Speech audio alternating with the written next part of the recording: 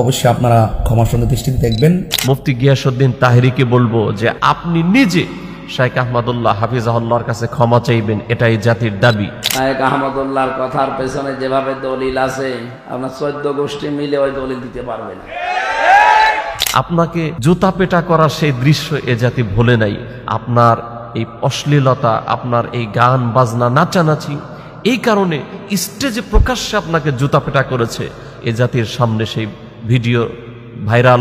এদেশের একজন মাজার পূজারী, একজন ভণ্ড আলোচক মুফতি গিয়াসউদ্দিন তাহেরী 48 ঘন্টার আলটিমেটাম দিয়েছেন এবং এই আলটিমেটামের খবর শেখ আহমদুল্লাহ হাফিজাহুল্লাহ পেয়েছেন।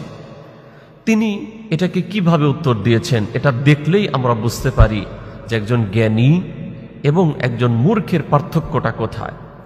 শেখ আহমদুল্লাহ হাফিজাহুল্লাহকে, প্রিয় ভাইয়ের, আপনাদেরকে বুঝতে হবে, শেখ আহমদুল্লাহ হাফিজাহুল্লাহ এদেশের একজন প্রথিতযশা আলেমে দ্বীন।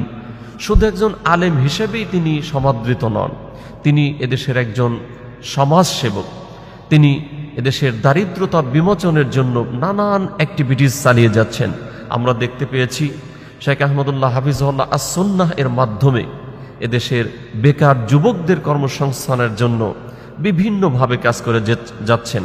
তিনি ড্রাইভিং শেখাচ্ছেন যুবকদেরকে, দোকান দিয়ে দিচ্ছেন, বিভিন্ন এলাকাতে গরু কিনে দারিদ্রতা বিমোচনের জন্য কাজ করছেন। বিভিন্ন এলাকায় তিনি দোকান দিয়েছেন, সেলাই মেশিন কিনে দিয়েছেন, এভাবে কাজ করছেন।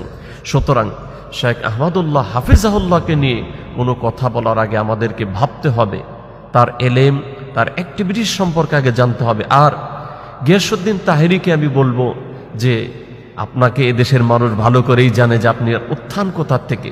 আপনি তো একজন বাউল, একজন ফাউল বক্তা, আর আপনাকে জুতা পেটা করার সেই দৃশ্য এ জাতি ভোলে নাই।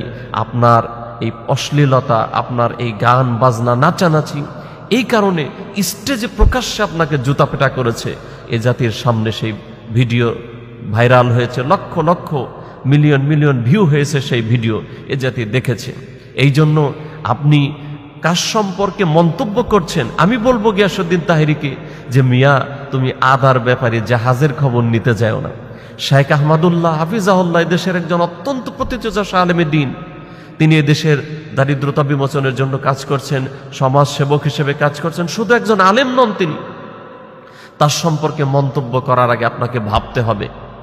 এই জন্য এদেশের আলেম সমাজ, এদেশের সুশীল সমাজ সবাই শেখ আহমদুল্লাহ হাফিজাহুল্লাহর পক্ষে রয়েছেন। আর এই বিষয়ে বিতর্ক আমরা কেন করব, এই বিষয়ে বিতর্কে কেন জড়াবো?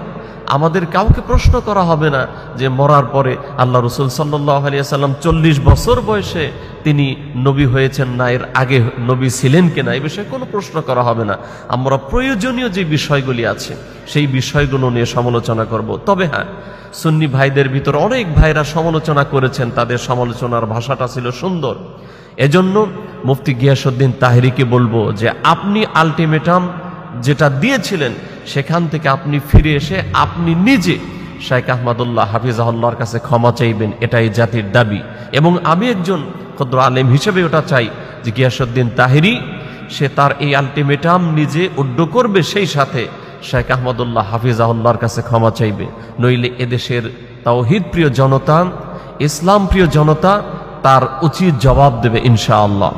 আল্লাহ তাআলা আমাদেরকে এ বিষয়ে বুঝে আমল করার তৌফিক দান করুন।